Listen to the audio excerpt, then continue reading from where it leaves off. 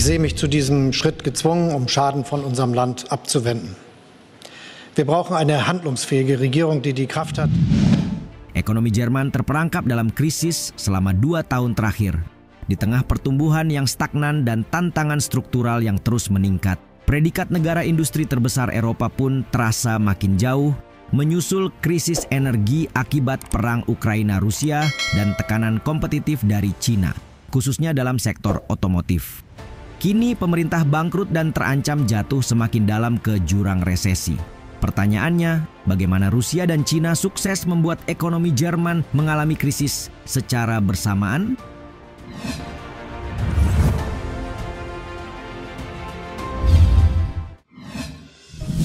Krisis ekonomi menggila, pemerintahan kolaps.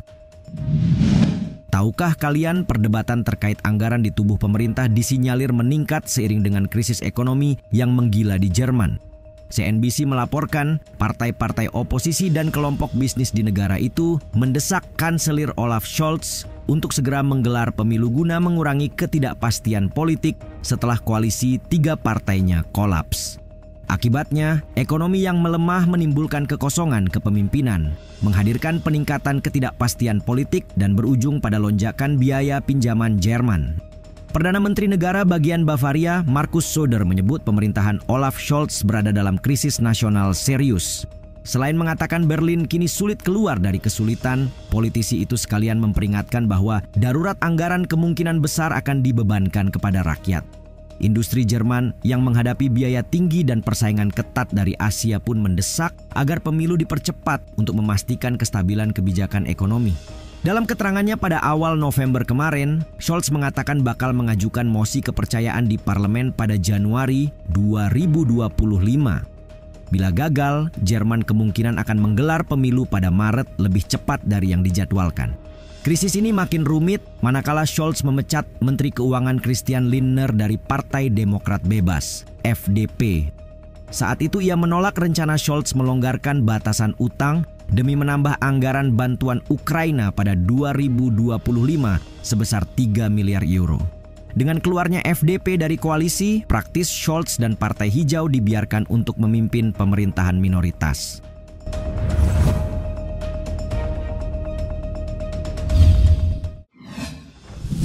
Krisis energi karena Rusia. Krisis ekonomi parah yang menimpa Jerman tentunya menimbulkan pertanyaan, mengapa ini bisa sampai terjadi, mengingat negara ini selalu menjadi kekuatan ekonomi Eropa beberapa dekade ke belakang. Usut punya usut, salah satu pukulan utama yang membuat ekonomi Jerman tertekan adalah penghentian pasokan gas oleh Rusia. Jerman boleh saja jumawa saat menjatuhkan sanksi ekonomi kepada Rusia sebagai respons terhadap pecahnya perang di Ukraina. Namun negara industri terbesar di Eropa itu sepertinya lupa dari mana sebagian kebutuhan akan sumber energinya berasal selama ini.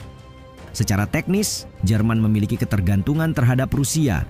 Alhasil, pembatasan harga listrik dan gas sejak tahun 2022 ditambah peningkatan harga karena mengurangi impor energi Rusia, membuat pemerintah kolaps dan menderita darurat anggaran hingga menuju krisis nasional serius.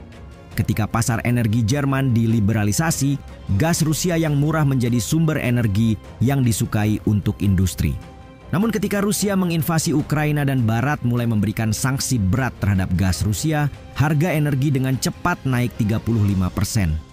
Hal inilah yang menyebabkan inflasi dan memuncak pada masalah ekonomi Jerman saat ini.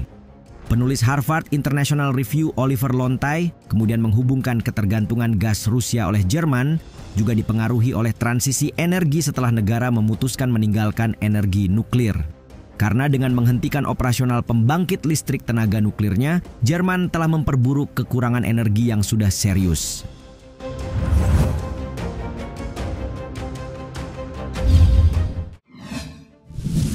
Persaingan dari Cina. Selain birokrasi berbelit-belit dan harga energi yang tinggi, melemahnya permintaan di pasar-pasar utama luar negeri mengakibatkan kejatuhan pada sektor ekonomi Jerman. Perusahaan-perusahaan Jerman, khususnya industri otomotif, merasakan dampak yang sangat signifikan. Padahal di negara inilah mobil mewah dengan kualitas tinggi dan penuh inovasi diciptakan yang kontribusi ekonominya tidak perlu diragukan. Sayangnya citra itu perlahan mulai pudar setelah proyeksi penjualan sejumlah merek mobil relatif pesimistis. Mercedes misalnya melakukan pemangkasan proyeksi keuntungan tahun ini. Begitu pula BMW yang menyatakan keuntungan segmen otomotif pada kuartal 2 tahun ini di bawah ekspektasi. Porsche menyusul di urutan ketiga yang memangkas proyeksi pendapatannya pada 2024. Head of European Automotive Research at Bank of America, Horst Schneider, menyebut Cina dan transisi ke mobil elektrik sebagai biang kerok di balik ambruknya penjualan mobil Jerman. Kita sedang menghadapi masa yang amat disruptif di mana dampak pengembangan mobil listrik ternyata lebih besar dari yang dibayangkan, CNBC mengutip dalam rilisnya. Di sisi lain, Cina adalah pasar terbesar bagi produsen otomotif Jerman seperti Mercedes, BMW, dan Volkswagen Group yang juga mencakup merek Audi. Tapi jika keunggulan Jerman dalam teknologi pembakaran internal, ICU, nyaris tidak tertandingi, lain halnya dengan kendaraan elektrik. DW dalam rilisnya menyebut tidak ada negara lain di dunia yang memproduksi mobil listrik sebanyak Cina. Karenanya, pasar Cina dipandang sebagai medan persaingan paling sengit bagi produsen otomotif barat yang bertaruh dominasi.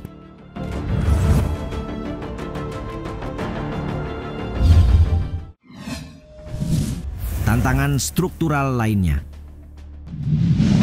Lembaga penelitian yang berbasis di Munich, IFO Institute, telah menekankan ekonomi Jerman terjebak dalam krisis melalui proyeksinya.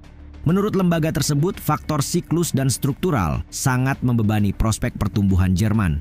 Wakil Direktur di Institut IFO, Profesor Dr. Timo Wolmershauser, kemudian menghubungkan kelesuan tersebut dengan kombinasi berbagai faktor.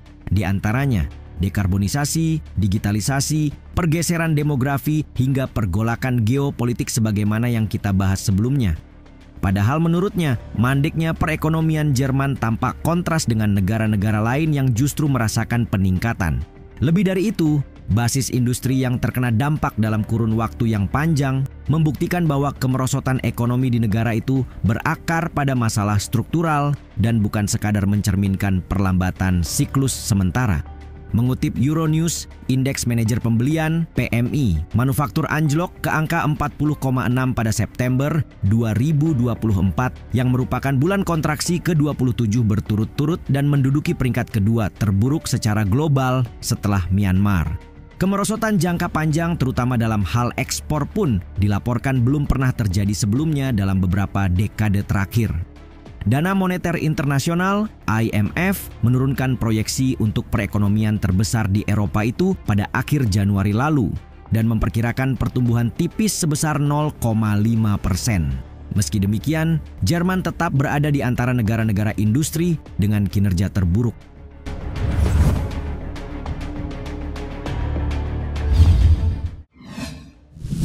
Harapan pemulihan pada tahun 2025. Menteri Ekonomi Jerman Robert Habeck mengumumkan pada Oktober lalu bahwa ekonomi Jerman diperkirakan menyusut sebesar 0,2% tahun ini. Cukup mengejutkan karena turun dari perkiraan sebelumnya sebesar 0,3% serta menandai tahun kedua kontraksi berturut-turut. Prospek suram ini lantas menjadikan Jerman satu-satunya negara ekonomi G7 yang diproyeksikan mengalami kontraksi pada tahun 2024, melanjutkan penurunan 0,3% pada tahun 2023.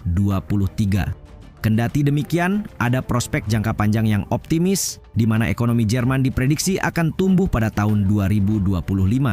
Pemerintah Jerman memperkirakan PDB meningkat sebesar 1,1%, sedikit lebih tinggi dari perkiraan sebelumnya yakni 1,0%. Pada tahun 2026, pertumbuhan diperkirakan dapat mencapai 1,6%. Terutama didorong oleh peningkatan konsumsi swasta dan inflasi yang stabil. Namun sekali lagi, proyeksi ini bergantung pada keberhasilan implementasi reformasi struktural dan stabilisasi kondisi ekonomi global. Mengenai inflasi, pemerintah telah merevisi proyeksinya. Inflasi diperkirakan turun menjadi 2,2% pada tahun 2024 dari 5,9% tahun lalu, dengan penurunan lebih lanjut diantisipasi pada tahun-tahun berikutnya dan stabil pada angka 1,9% di tahun 2026. Menurut Habeck, penerapan paket pertumbuhan komprehensif yang terdiri dari 49 langkah sangat penting. Langkah-langkah ini bertujuan untuk merevitalisasi ekonomi dengan mendorong investasi, meningkatkan produktivitas, dan mengatasi masalah struktural yang telah berlangsung lama.